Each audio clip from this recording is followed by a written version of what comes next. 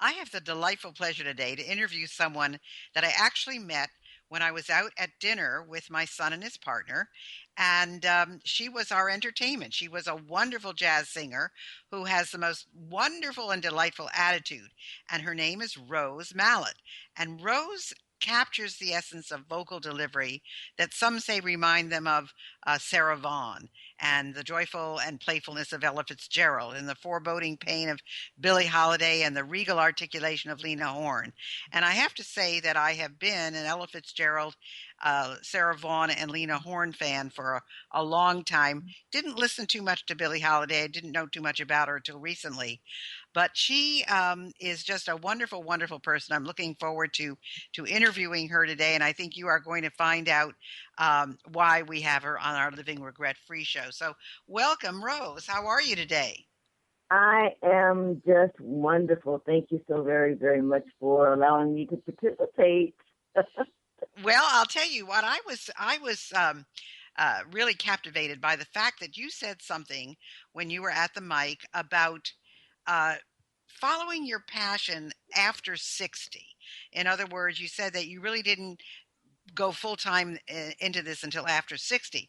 But in reading your bio, there are so many things that you have done. I can't believe that. So tell us a little bit about your history and how you got to what you're doing now.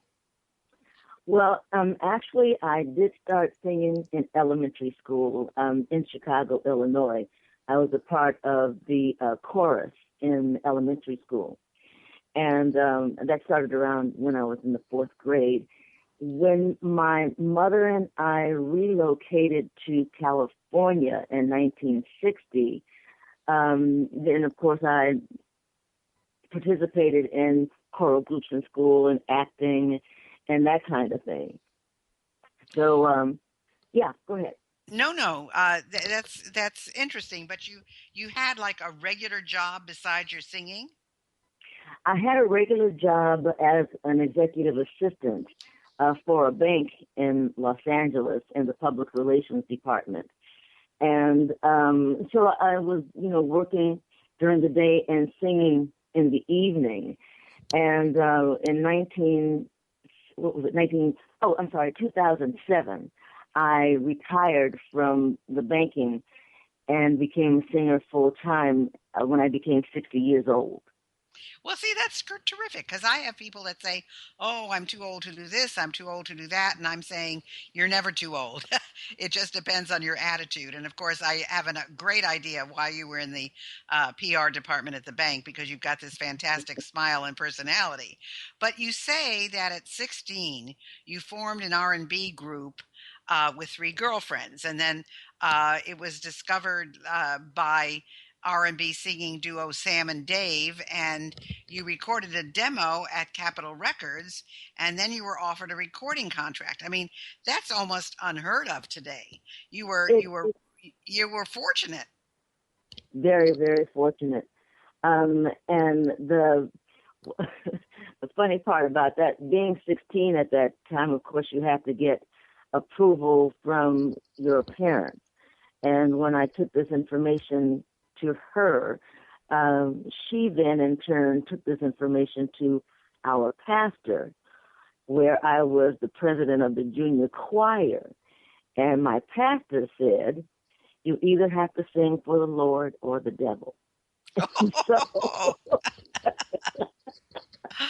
Yeah, it so reminds me, Rose. When I was 16 years old, I got chosen by the Roxyettes to tour with them in the summer. Not the Rockettes, but the Roxyettes from the Roxy Theater at the time. And I was wow. 16 years old, and they called, and my mother said, I want to talk to them. And whatever she asked them, she did not like the answers. And that was the end of my touring with the Roxyettes. So I can completely get the pastor saying the devil or the choir. So that was the end of that, I guess, at the time. Yeah, it was the end of that. But, in hindsight, as an adult now, I really recognize that everything happens for a reason. I was so naive at that time, and there's just no telling, what could have happened. So, even though it was a disappointment, at that time, I do recognize that it was probably a blessing in disguise. Well, probably the same with me, but I was very upset. I can tell you, I was very, very upset. Now, years later, you were introduced to Marvin Gaye, who everybody is certainly well aware of, and then you were the guest of his during recording sessions at Motown, and you witnessed great songs like What's Going On and Sexual Healing and so forth, and that led to a working relationship with the Motown producer Hal Davis, who gave you an opportunity to sing recording demos of songs he had written to pitch to already signed female artists at Motown. So, how did that seem to you, recording demos for other people to sing? And, it wasn't you being recorded, but you were doing it for somebody else. What did you think about that? I just felt that it was an opportunity. I mean, I didn't know whether or not it could eventually lead into, something for myself down the road. I was just happy to be in the environment, of the studio and all of those personalities. So I didn't find it to be stressful at all. I just found it to be in the recording studio a joy. Well, that's exactly how you should look at it, and that's how I would have looked at it myself. But do you have any Motown stories you can tell us? Well, the one story that I can tell you, especially having the opportunity of witnessing Marvin Gaye perform, is that the ease in which he created, I mean, he would lie down on a sofa, reclined, mind you, with his microphone and just create, and lyrics on the spot. Wow. Yeah. And I just thought that just amazed me. It probably would have amazed me as well. And I think that I mean, Motown was and is such a important part of our musical history that you being there and able to just drink it in, really drink it in, I think is fantastic. But then you went on to do um, you sang in various nightclubs and you acted musical theater productions, and you also performed at the Riviera and MGM Grand Hotels in Las Vegas with Ben Vereen and Susan Anton. And I love both of those people. So tell us a little bit about that. Well, it was I was a backup singer with two other wonderful people, and got a chance to go backstage and see people like Sammy Davis Jr. and whatnot come backstage to compliment Ben Vereen and Susan Anton.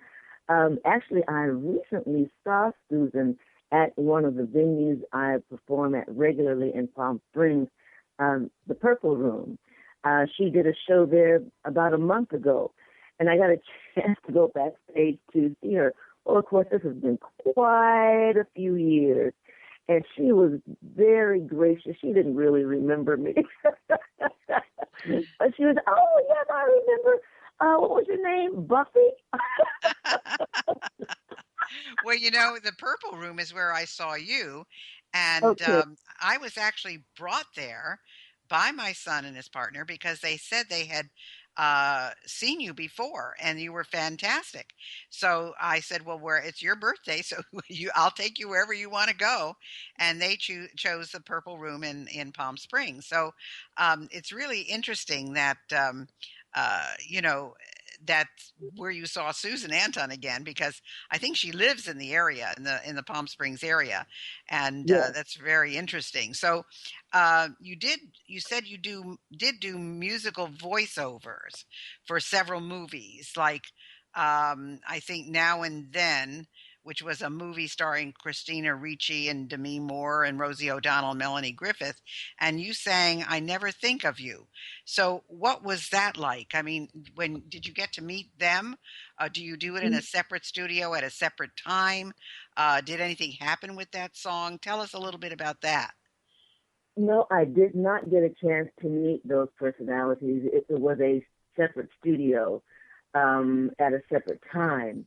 And for one of the movies that I actually appeared in was entitled Guinevere, and that starred Stephen Rea. Now, I was actually on set for that particular movie and sang on screen, and because it was a birthday song. I was singing "Happy Birthday" to someone in the cast. But you are not allowed to actually sing Happy Birthday because it is licensed.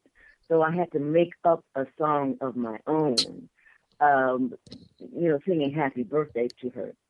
So that I was, think they just changed that, Rose. I think they just changed it to put Happy Birthday in the public realm so that anybody can sing it now at any time. This just happened in the ah, last few months.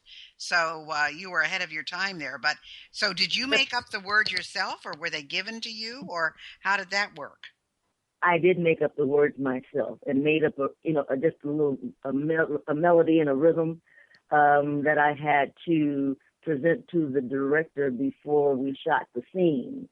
So yeah, Well, that's great. It shows your range of talent. Now, you had a very talented piano player with you at the Purple Room, and is that your permanent pianist, or do you use somebody different all the time? Is it easy for them to follow your arrangements? How does that go?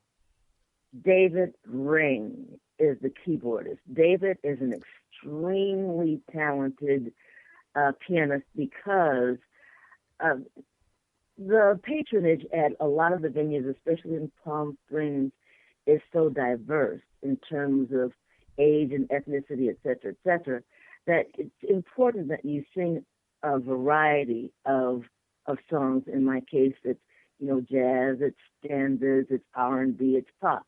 So David has the ability to execute all of those with such panache and style. And David has been in Palm Springs, I guess, for just a couple of years. I was very lucky to find him because he is actually, in my opinion, the best in the area. And because he's so good, he's becoming very popular. And so I don't always have him at other venues, but at the Purple Room, he's always with me. Well, that's fantastic. I mean, you do have a whole variety of things that you sing. I mean, you're known as a jazz singer, but really, you sing everything. And you recorded "America the Beautiful" for an audio presentation on public television, both in San Francisco and San Diego. So, is that something they continue to use? Was that a something that was only used for a certain period of time, or how did that work? Well, it was contracted by Union Bank of California, and that's the bank that I worked for as a secretary. So Oh, wow. well, they hired me to do these promos for those stations, and it was only for that year that they did that during the Fourth of July season. Well, I'll tell you, "America the Beautiful" is a wonderful, wonderful song. But you do have a CD that's on iTunes and on Amazon called "Building Dreams." What do you sing on that? On Building Dreams, I tried to do also another like an eclectic compilation of tunes that would appeal to folks. So if I may, I'll rattle off, for instance, "Feeling Good," originally by Nina Simone. Um, I do "The Way He Makes Me Feel," originally done by Barbara Streisand. I Ain't love that nobody, song. Yeah, that's yeah, great. What else ain't is on there? nobody, ain't nobody by Chaka Khan. Oh, yeah. It's Impossible by Perry Como. Oh, boy. I loved Perry Como. I just thought he was Yes, the living end. And I liked Victimone too. Most people did not like Victimone, but I liked Victimone and I liked Perry Como. absolutely, absolutely. So those are some, and I've got some blues on there, and some oh, what's my favorite singer's name? Dame